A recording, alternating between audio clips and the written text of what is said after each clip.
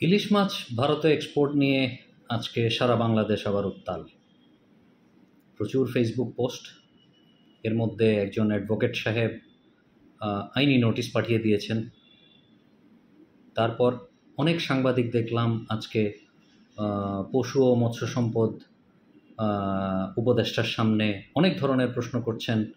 বাংলাদেশে মাছের দাম বেশি, ইন্ডিয়াতে মাছের দাম কম। Again losing our focus. কিছুদিন আগে জাতীয় সঙ্গীত নিয়ে একটা কাহিনী শুরু হয়ে গেছিল।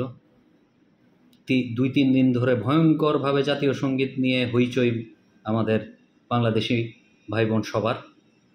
যেই সময় বন্যা এবং গুলিবিদ্ধ যোদ্ধাদের অবস্থা ত্রাহি ত্রাহি, উই লস্ট আওয়ার ফোকাস। ওই 2টা দিনের জন্য কিন্তু উই লস্ট আওয়ার ফোকাস। জাতীয় সঙ্গীত কী হবে, যেখানে সরকারিভাবে কোনো কথাই বলা হয় না এই জাতীয় সঙ্গীত নিয়ে। এই মুহূর্তে অ্যাটাকের পর অ্যাটাক।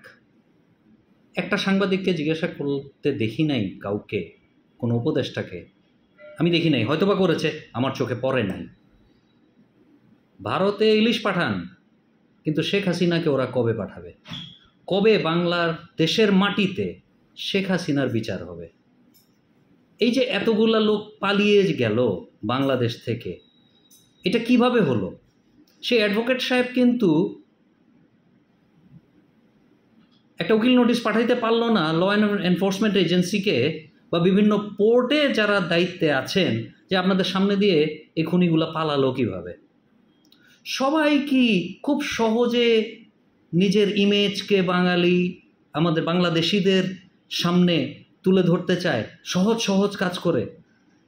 কেউ কঠিন কাজ করবে না, একটুও বেসিক নিয়ে কেউ কাজ করবে না। সবাই রাতারাতি পপুলার হয়ে যেতে চাই আমরা। এ কেমন কথা? আমাদের তো সরকারকে এখনও জিজ্ঞাসা করা উচিত। সেই ছেলেটা যে বলেছে গতকালকে, যে গত কয়েকদিন আগে যে আমাদের প্রধান উপদেষ্টার বাড়িতে দলবল নিয়ে গিয়েছিল, যে শেখ হাসিনার আমলেও তো ফ্রি চিকিৎসা হতো। হোয়াট হ্যাভ ইউ ডান মোর? কি যৌক্তিক কথা, কি যৌক্তিক কথা! 1 লাখ টাকা, দ্যাটস ইট। এটি কি তাদের প্রাপ্য ছিল? তারা যে সাহস করে চলে গেছে। সাংবাদিকদের এই বিষয়ে কোনো ইয়ে নাই। পশু সম্পদ মন্ত্রীরা পাগল বানায় ফেলতেছে। সাংবাদিকদের একটু রেসপন্সিবল হওয়া উচিত, দেশ এবং জাতিকে আরও ফোকাসড করা উচিত। ফোকাস নাম্বার 1, শেখ হাসিনা কবে এই দেশে ফেরত আনা হবে? যেই কয়জন খুনি এখান থেকে পালাইলো, কিভাবে পালাইলো?